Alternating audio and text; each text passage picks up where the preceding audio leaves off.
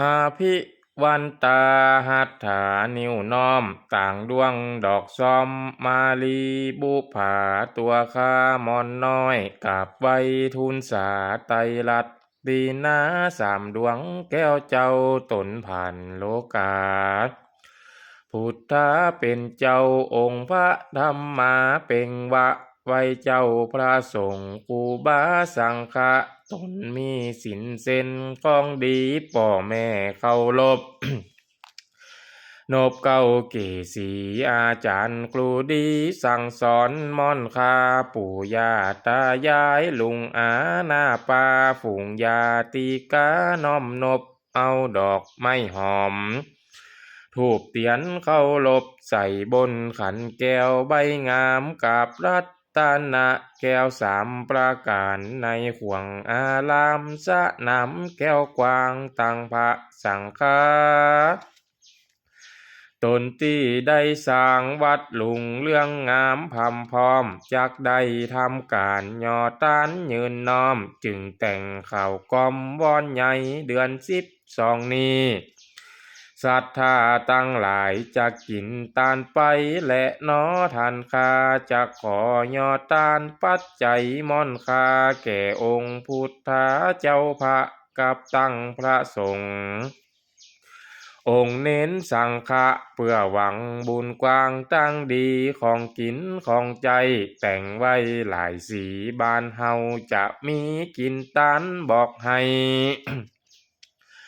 ข้าวต้มข้าวนมลูกอมใส่ให้ของกินอันใดใส่พร้อมโดยจิตใจใส่บ่ได้กีดยอมในการแต่งสร้างทำบุญศรัทธาลิงน้อมต่างพร้อมอุดหนุนเล็งหันบุญคุณศีลธรรมพระเจ้าจึงมีใจใส่ไปในบ่อเศร้าหมายจักดาตานโจกพัดเปิ่นได้เสาะหาขัวมาจัดนักตั้งหวานฝาดสมขมเก็มต่างคนต่างเสาะหามาจนเต็มหมายจักบำเพ็ญกุศลใหญ่กว้างมีความตั้งใจเหมือนกันทั่วบ้านโดยจิตศรัทธาลิงน้อมได้ปรึกษากันดาขัวไว้พร้อมหมายยกยืนฮือเป็นตานผู้ใหญ่เป็นเก้าพร้อมกรรมาการเท่าแก่ประธานอาจารย์เก้าเงา ได้ร่วมใจกันตานสะลาเข้าหมายฮือดีงามพี่น้องได้เตรียมเข้าของหมายตานไว้พร้อมบ่วิดขาดอันใดสะลากกะพัดเหมือนแก้วดวงใสกุศลทรงไปนิพพานจันแก้วของต้านตั้งหลายหมดใสผ่องแผ้วต้านตามตัวยแนวพระพุทธ เป็นประเพณีบ่ฮือหายมุดหวังปู่จาแก้วสามดวงกินตานครั้งนี้ เป็นบุญใหญ่หลวงสีขะยอมปวงรวมใจตึงบานปากันหิบของมากมายเสียงทานสัพพะของตานใส่ไว้ญาติวงศาเอาอาณาไปรวมกันกับไว้ถ่ายตานหามาใส่พร้อมจินป่าอาหารก็หมายจะตานและนอทันเจ้าญาติวงศาเขาดงป่าเศร้าหลายปีเมินมามากลำกลัวไปตกจมกันเขาอยากนำอยู่กลางป่ากว้างดงลีญาติพี่น้องตายไปหลายปีลูกหลานก็มีจิตใจโศกเศร้ากินใหญ่ตานหลวงกึดหาพ่อเจ้าแม่นั้นมารออยู่วัดพ่อหาของตาน ลูกหลานจัดนักบ่หันยืนตอนสักอันหมู่จุ้มเปื่อนป้องตีมาตัวกันลูกหลานเปิ่นตานยิบปันยืนตอนตกป่อแม่ตัวหัวอกไหลคอนจุกหมองคนเดียวแจงวัดบ่มีไผหันใจตันตีบกัดมาแล้วบ่ได้ของตานก็เพราะจานั้นหมู่จุ้มลูกหลาน ก็มากึดตานสร้างยังโจกพาขอฮือกุศลผลบุญเก่งกาตีหมู่สัทธาแต่งแล้วว่านิปปานังบอกากาดแก้วใสเหมือนดังแก้วกับคำนกน้อยนกน้อยบินมาหน้านำพ่องก่อลองล้ำแอนฟอนอยู่ไกลพ่องไปตั้งเหนือพ่องเมือตั้งไตจับกำแป้งใจพอน้องฝูงนกตั้งหลายบินมาจากตองจาตุโลกห้องเมฆาตัวทวนหนึ่งนั้นจื่อว่าหงสาจะมานำป้าของตานตันเจ้าไปหลอดสะวันจันฟ้าตั้งเก่ามีผิวพันงามวิ่งวิดตีนซ้ายกอดผาตีนขวามีฤทธิ์มากอดเมฆฟ้าขาวอ่อนกาบเอาดอกไม้มาไล่จังก่อนกาบเอาจีวรอังสะแผ่นผ้าถงยามส่องขาสัทธามอนคาตีใดตานมาข้างนี้ปีน้องตั้งหลาย หมายจักกล่าวจีตานในตีนีอารามศรัทธาพี่น้องต่างพร้อมใจกันไว้ร่วมกินตานบ่ฮือต่ำต้อยนกตัวทวนสองจองห้องบ่อน้อยจื่อนกแซวดงลางกัดบินไปบินมาหลอบกำแป้งวัดผ่องจับอยู่หันศาลาของตานเหล่านี้ของไผจะหาเป็นของศรัทธาพี่น้องกาเจ้าสาธุยินดีบ่มีมองเศร้า นกบินเข้ามาโห่ร้องกาบเอาแหวนหวีบุหลีแป้น้องพร้อมกับหล่มจองสีดำศรัทธาพี่น้องรวมต้านพร้อมกันหวังเป็นห่มบังเย็นไปทั่วลานกตัวทวนสามมากลางปีกอาจื่อสาลิกาแม่นตัดมีปีกมีหาง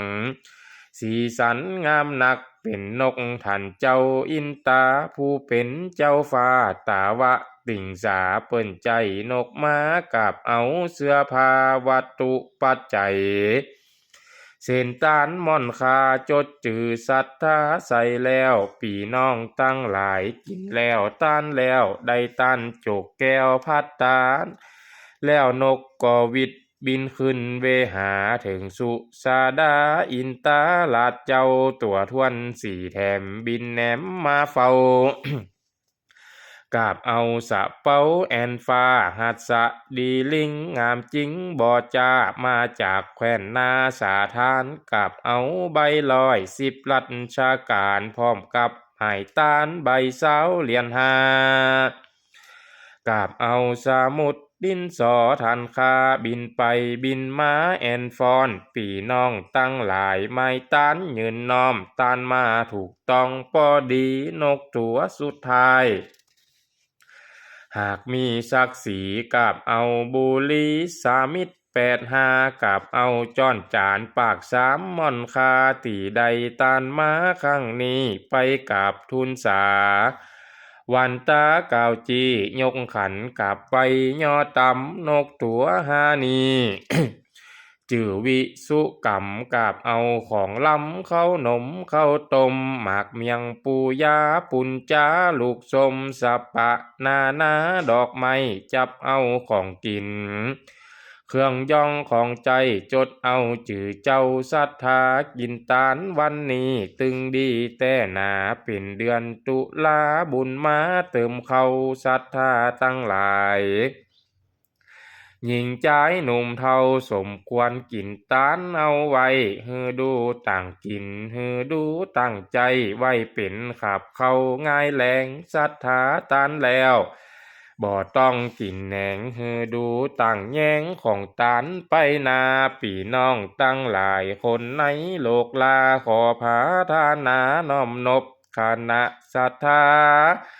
ตานมาพร้อมครบขอยกยืนไว้ย่อตานผาทะนาไว้ ในห่วงสะนามเขตพุทธารามองค์คำตีไว้ผาหยาดเจ็บเป็นหนาวเย็นเมื่อยใครอย่ามาเตียวใจอีกซ้ำฮือตกตัวยไฟ ไหลไปตัวยนำสมุทรหยานกว้างคงคาศรัทธาตันแล้วสลากพัดตาขอพาทานนาญาตินำความตนตีในอารามเสียงดังจนเกิดมาเป็นคนจาดนี้เฮอมีคนแฝงคนแป้งแอลลีรูปหลังถูกทวนดีงามคนฮักคนใจมีไปหลายลามมีกู้แป้งงามลำรวยทั่วนาซับมิ่งสิ่งของจุกของกองทาไหลมาเทมาเหมือนนำ ขอฮือกุศลผลบุญเตือมกรรมเกิดมาเป็นเจ้าคนดีเหมือนดังทันเต้ามหาเศรษฐีขอจุงจักมีเสนาข้าเฝ้าสมบัติหลักฐานมั่นคงเตอะเจ้าเหมือนสามชะดินพี่น้องอุลุเวลาขะยาเปื่อนปอง กำสายตีของนาทีของท่านไทยได้เป็นเศรษฐีเปรียบสะเหมือนมียัดสะเป็นเจ้า มีหูมีตาปัญญาบ่เศร้าสาลีบุตรเล่าพี่น้องสาวกฝ่ายขวาสะดาเพื่อนป้ององค์พาตีไวโพธาของพี่น้อง มีฤทธิ์ถมนาจะไปจะมาบินสันก็ได้เปรียบดังสะเหมือนองค์คำตีไวโมกขันลาในเดชฤทธิ์สาวกองค์สองของท่านบ่ผิดพระพุทธเจ้าโคดมศรัทธาตานไว้อันใดก่อสมเต้ามาหาพมจดเส้นหมายการศรัทธาตั้งหลายได้คิดได้สร้างได้กินได้ตานโจกไว้เปรียบเหมือนบูผามาลาดอกไม้ปลูกไว้ตีไก่หิมตางไผ่มาปะปบพัดมนหนขวางไข่เด็ดไปตานเอาบุญสักหน่อยเหมือนดังคำสอนองค์พระยอดซอยเตสะนาไหนมนุษย์คนใดเกิดมาถ้ามีพิรุธบ่กึดลำสร้างตั้งตานป้นจากโลกนี้สู่โลกสงสารก็บ่มีต่างพระองค์ยอดซอยคนใดได้กินได้ตานสักหน่อยกุศลบุญลอยเต่าฟ้าเป็นหนต่างไปนิพพานบ่จ้าสวรรค์แหล่งลาเลี้ยวปันเจิญฝูงมนุษย์ บุรุษเดียวกันรับศีลฟังธรรมทำบุญเตอะเจ้าจบอาวสานหมายตันท่านเจ้าขอรับเอาป้อนเต่านี้เต่าอีก่อนและนายเฮย